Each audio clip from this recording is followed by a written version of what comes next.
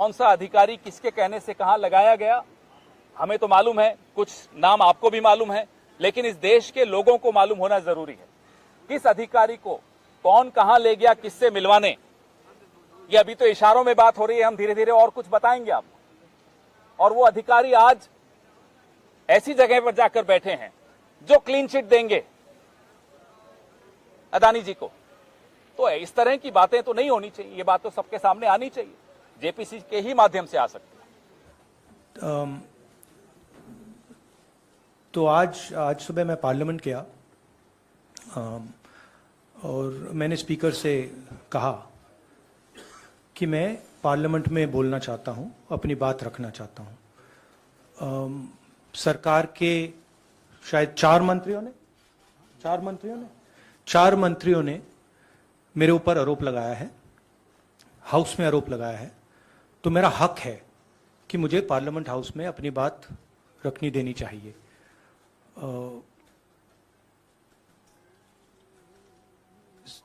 Clarity नहीं है, मगर मुझे नहीं लगता है कि मुझे बोलने देंगे।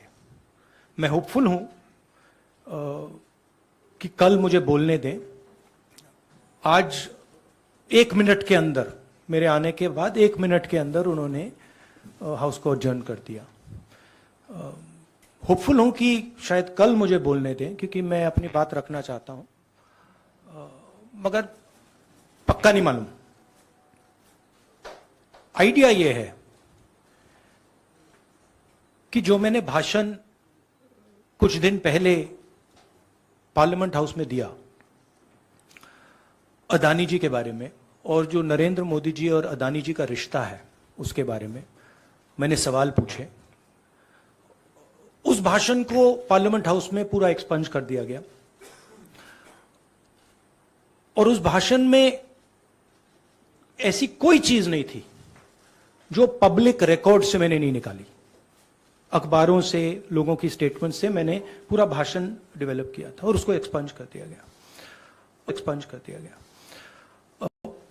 ये पूरा मामला डिस्ट्रैक्ट करने का मामला है। सरकार और प्रधानमंत्री जो अदानी जी का मुद्दा है उससे डरे हुए हैं, और इसीलिए उन्होंने ये पूरा तमाशा प्रिपेयर किया है। और मुझे लगता है कि वो मुझे पार्लियामेंट हाउस में नहीं बोलने देंगे, क्योंकि जो मेन सवाल है वो अभी भी टेबल पे है। अदानी जी और प्रधानमंत्री का रिश्ता क्या है, जो डिफेंस कॉन्ट्रैक्ट्स अदानी जी को दिए जा रहे हैं वो क्यों दिए जा रहे हैं, जो श्रीलंका में, बांग्लादेश में बात हुई है वो क्यों हुई, किसने की, ऑस्ट्रेलिया में जो प्रधानमंत्री जी और स्टेट बैंक के चेयरमैन और अदानी जी के साथ जो मीटिंग हुई वो क्यों हुई, उसमें क्या डिस्कस हुआ। तो ये सब सवाल हैं जो प्रधानमंत्री जिसके जवाब नहीं दे पा रहे हैं, और ये मेन बात है।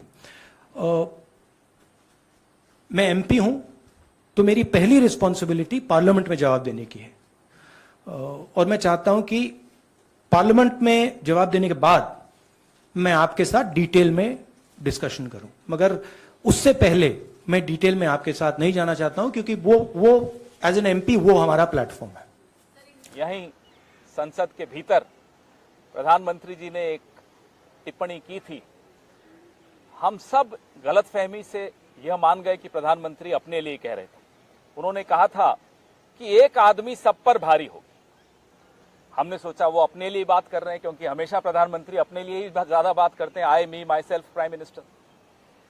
लेकिन अब समझ में आ रहा है कि वो टिप्पणी उन्होंने अपने लिए नहीं की थी, रिंग मास्टर गोगो के लिए की थी। कौन है ये ring master Gogo? Ring master Gogo उनके दोस्त हैं गौतम अडानी। ये टिप्पणी गौतम अडानी के लिए की थी। वो एक आदमी, वो एक दोस्त पूरे हिंदुस्तान पर भारी हो गया, हिंदुस्तान की कैबिनेट पर भारी हो गया, हिंदुस्तान की संसद पर भारी हो गया। और वैसे हम उनको धन्यवाद भी देना चाहते हैं गौतम अडानी जी को। गौतम अडानी जी की वजह से देश के नौजवानों को रोजगार मिला या नहीं मिला वो तो आप जानते हो। इस देश के कैबिनेट को जरूर रोजगार मिल गया। हर मंत्री को बोलने का मौका मिल गया। नहीं तो फीते भी प्रधानमंत्री काटते थे, श्रेय भी हर चीज का प्रधानमंत्री लेते थे।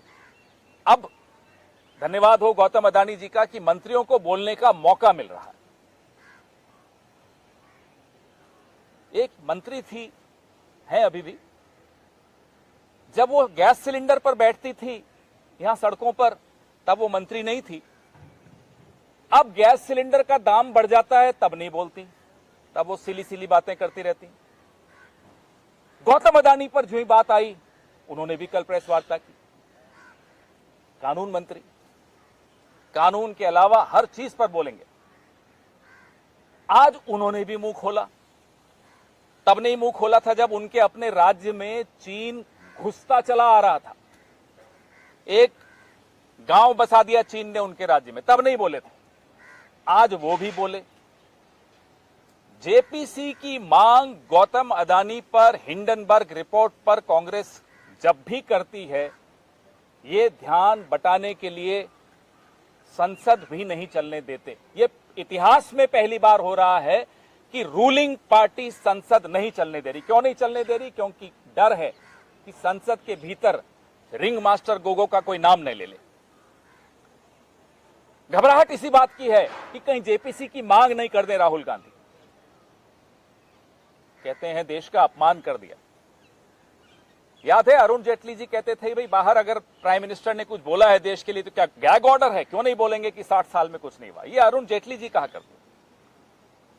लेकिन जिनके दोस्त इतने मजबूत हों उनको सब माफ। विदेश में कैम्ब्रिज यूनिवर्सिटी में भारत के छात्र पॉलिटिकल रिसर्च करते हैं, हर तरह की चर्चा करते हैं, गूढ़ चर्चा करते हैं। जो हमारी ये एक हफ्ते में जो डिग्री ले आती है ना मंत्री, इन लोगों को नहीं समझ में आएगी। वहां अगर लोकतंत्र के सामने जो चुनौतियां आई हैं उस पर कोई चर्चा हो रही है तो वो लोकतंत्र को मजबूत करने की कवायद है। देश का अपमान तो तब होता है जब आप चीन को क्लीन चिट दे देते हैं। देश का अपमान तब होता है जब देश के विदेश मंत्री कहते हैं कि चीन तो हमसे बड़ा है, वो तो बड़ी इकोनॉमी है, बड़ी अर्थव्यवस्था है, हम उनसे कैसे लड़ सकते हैं। तब होता है देश का अपमान। देश का अपमान तब होता है जब देश की जुडिशरी को आप मजबूर करते हैं कि वो प्रेस के सामने आकर अपना रोना रोए। देश का अपमान तब होता है जब सुप्रीम कोर्ट इलेक्शन कमीशन कैसे बनाया आपने, उस पर इतनी गहरी, इतनी कड़वी टिप्पणी करती है। तब आपको देश का अपमान नहीं लगा कि आपकी जो करतूतें हैं उससे कैसे अपमानित हो रहा है देश। आपको याद है अभी कुछ ही दिन पहले इलेक्शन कमिश्नर को आपने कैसे नियुक्त किया, उस पर सुप्रीम कोर्ट ने सरकार को अच्छी तरह से जली कटी सुनाई।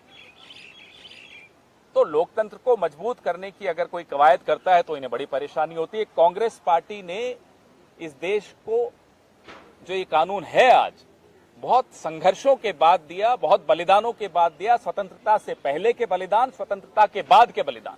ये हमें कहते हैं कि जाइए लंदन में झाड़ू लगाइए, वहां माफी मांगिए। ये काम तो आपका था, आप ही करते थे।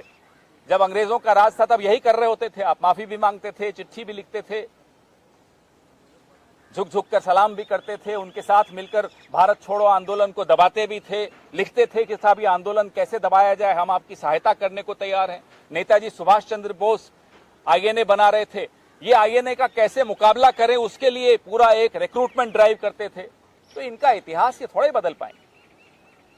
इसलिए हमारी जो जेपीसी की मांग है, इनके परम मित्र के बारे में, अडानी जी के बारे में, उस मांग पर कोई समझौता नहीं हो सकता। हम ये मांग दोहराते रहेंगे। ये कितना ही विषय से भटकाएं आपको, हम नहीं भटकने वाले। अडानी जी पर, हिंडनबर्ग रिपोर्ट पर जेपीसी का गठन होना चाहिए, ये आवश्यक है। इस देश का एक एक नागरिक चाहता है। सुप्रीम कोर्ट में कोई मामला लंबित हो तो ऐसा कौन सा कानून है जो कहता है कि आप जेपीसी नहीं बना सकते। हमारी मांग शुरू से आज तक जेपीसी की है, और जितनी इंक्वायरीज हो उतनी कम हो। क्यों नहीं हम ईडी जाएंगे? जाएंगे साहब। हम चाहते हैं इस पर एक विस्तृत जांच हो, जेपीसी बैठे, दूध का दूध और पानी का पानी हो जाए। किस विभाग का, किस डिपार्टमेंट का क्या रोल रहा है, सेबी का क्या रोल रहा है, आरबीआई की चुप्पी क्यों, ये तमाम बातें सामने आनी चाहिए। कौन सा अधिकारी किसके कहने से कहां लगाया गया, हमें तो मालूम है, कुछ नाम आपको भी मालूम है, लेकिन इस देश के लोगों को मालूम होना जरूरी है। किस अधिकारी को कौन कहां ले गया, किससे मिलवाने, ये अभी तो इशारों में बात हो रही है, हम धीरे धीरे और कुछ बताएंगे आपको। और वो अधिकारी आज ऐसी जगह पर जाकर बैठे हैं जो क्लीन चिट देंगे अदानी जी को। तो इस तरह की बातें तो नहीं होनी चाहिए, ये बात तो सबके सामने आनी चाहिए, जेपीसी के ही माध्यम से आ सकती है। खबरों में बने रहने के लिए फोरम 4 को सब्सक्राइब करें और नोटिफिकेशन पाने के लिए बेल आइकन दबाएं।